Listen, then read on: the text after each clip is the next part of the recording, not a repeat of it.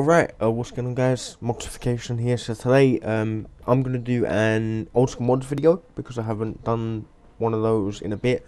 So, this is MW2 TU8.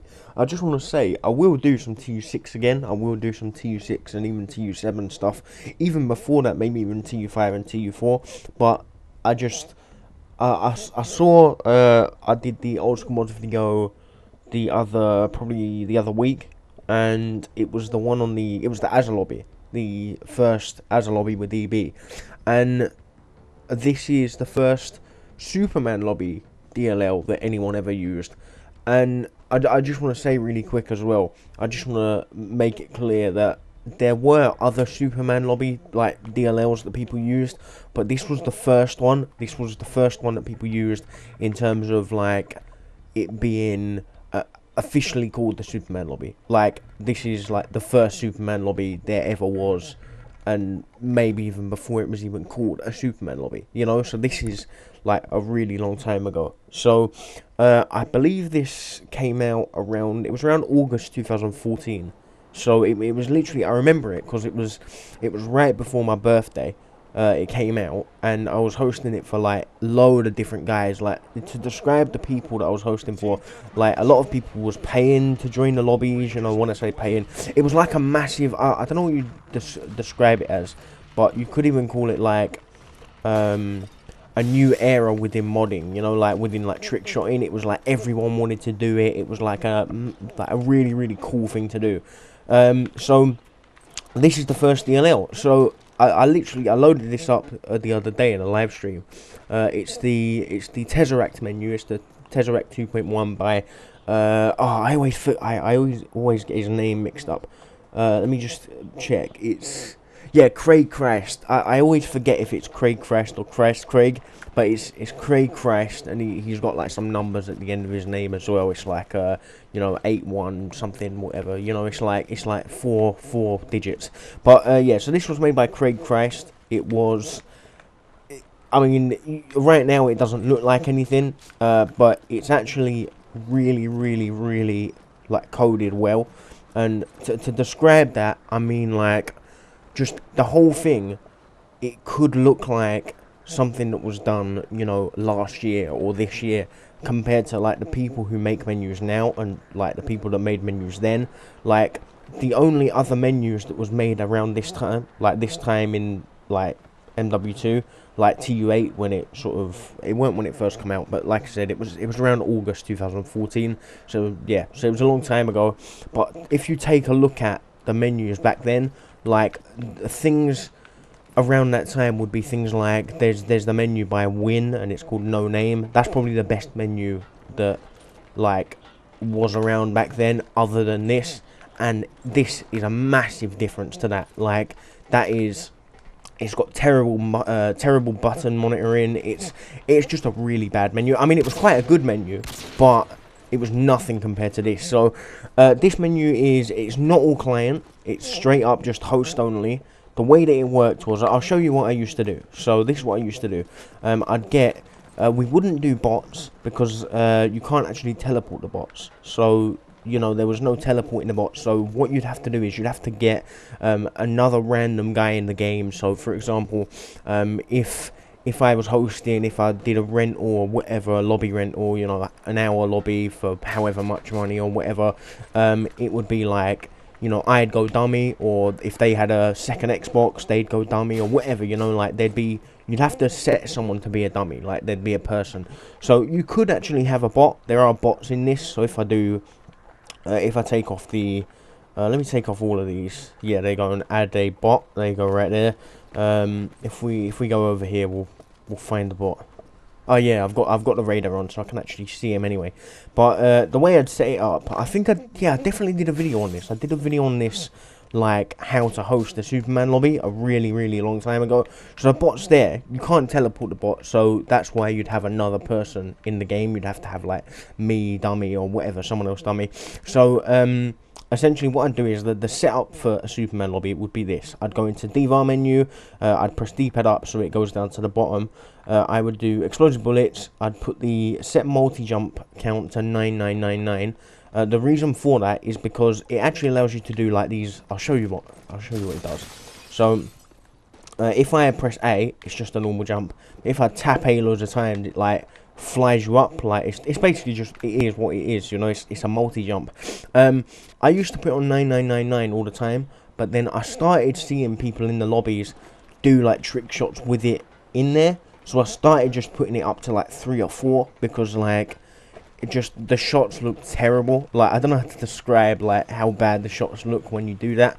Like, it just looks bad, like when you're going for shots and you're like sort of tapping A. I don't know how to describe, but yeah. So, and essentially how it works is, if you were to fall off the map like that, the EB is still on, because it's like a lobby thing instead of a person thing. There's still client-based stuff. Like, for example, if I go into a player's menu, you can select a client, so like you can do like rename the client. So I'd put my @name, you know, for advertisement purposes, you know, I'd go to I'd do @moxification, but I'll just do Swegzor because that's my new one. It's quicker than typing out the full moxification. There you go. So I'd just do that, and then you can like essentially change every person in the lobby. So I'd do, you know, I'd do weird names for the dummy, you know, funny names, whatever. I'd just change random people in the game's names just every now and then, you know.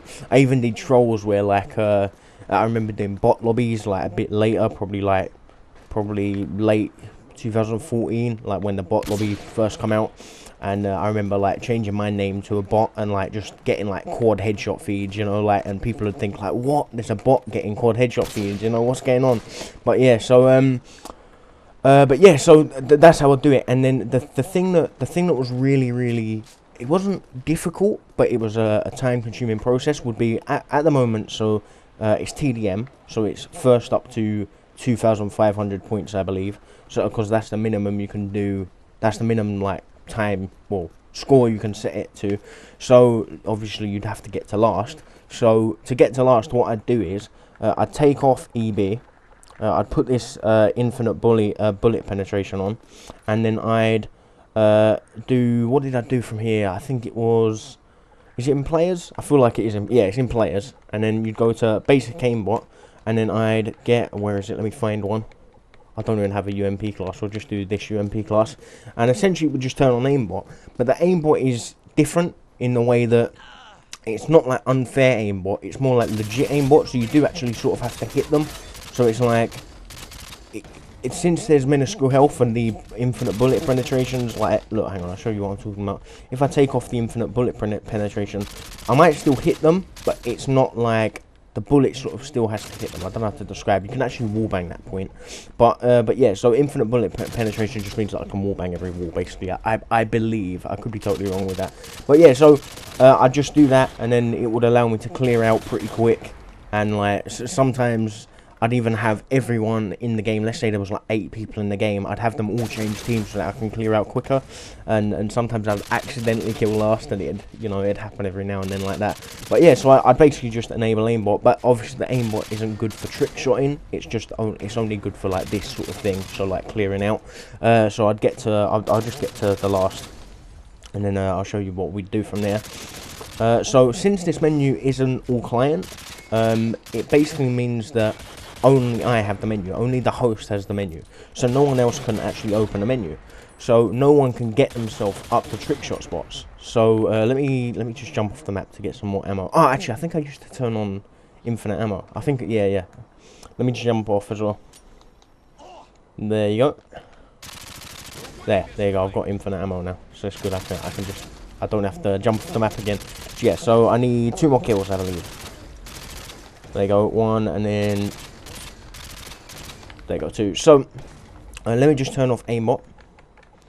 There you go, and then let me turn off the infinite ammo. So at this point, obviously I can't actually teleport the bot to a location to go down, like for me, because obviously I'm not online on my JTAG. I'm signing to an offline gamer tag. I'm in split screen. So, well, system link. So what I'd do is, on this map, the place to go would be up there. There's a building up there, and then there's also a place. You can go up there for ladder store, not ladder stores, care package stores. So if you've got a care package, that would be the place to go, because if you're up there or up there, you can't actually place the care package. It goes under you. So what you'd get is you'd get a Sleight of hand, stopping power on steady aim class. If you had commando or steady aim, like when you hit the floor, you wouldn't die. So or would you die? Hang on, I'm just thinking. No, you wouldn't die. Even if you've got steady aim on, you don't die for some reason. So you kind of have to hit the death barrier. I'll show you what I mean. So I'd go into players. I'd do this for everyone else as well. So like what I'd do is I'd get someone to let's say I was hosting for someone. They'd have to like tell me, can you give me like UFO mode, you know? So it'd get a little bit annoying at times, but essentially you'd place all your attacks up here. You'd take off the infinite bullet penetration, put the explosive bullets on, and then you just go for shots, you know? The explosive bullets isn't a lot.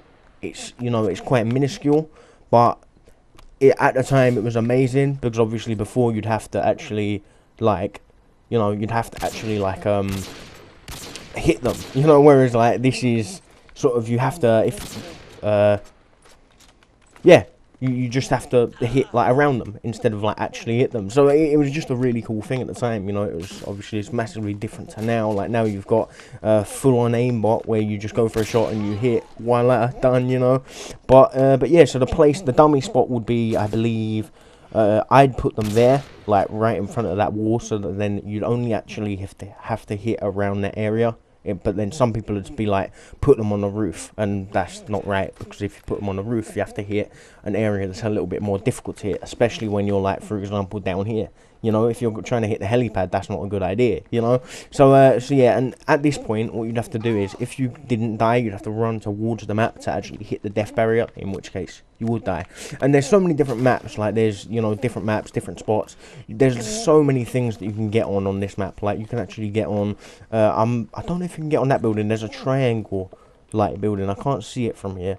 Let me just put myself into the UFO mode. But honestly, there's so many buildings out here that you can get on. Like, maybe it is this building. I remember there was a triangle building, like a really, really thin triangle building. I think this one you can get on. But yeah, so there's like so many buildings that you can actually get on, and like just go for shots out the map, you know, like all the way around this whole map. And there's even spots like, I'll show one other spot. I know I did show, oh, didn't even put it on. There you go. There's even the three main spots would probably be up there, up here. Actually, not even here. This wasn't a key spot. It would be up there, and then there's a spot over here as well, which was quite cool. And every now and then people would go off the crane and stuff. But yeah, so I mean, it's good, this menu. Like, don't get me wrong, it's good, but there's so many more things now that people require, and so that's why it's within old school mods and not like, you know, a proper video. I've done videos on this before. Like, I've definitely made videos on it. For example, when it was first released, I remember seeing videos.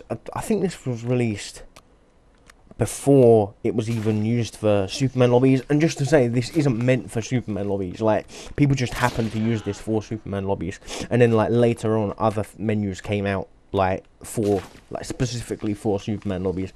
But yeah, so what I'll do is I'll leave it down the link in the description. It'll probably be the original 7sins post. I know that the guy did actually release the project as like open source, so you could technically edit this. You could download the source and edit it and mess with it yourself. But yeah, so that's about it. Thanks for watching, and I'll leave the links and stuff in the description. So yeah, thanks Moxification. See you in the next video. Yeah, goodbye.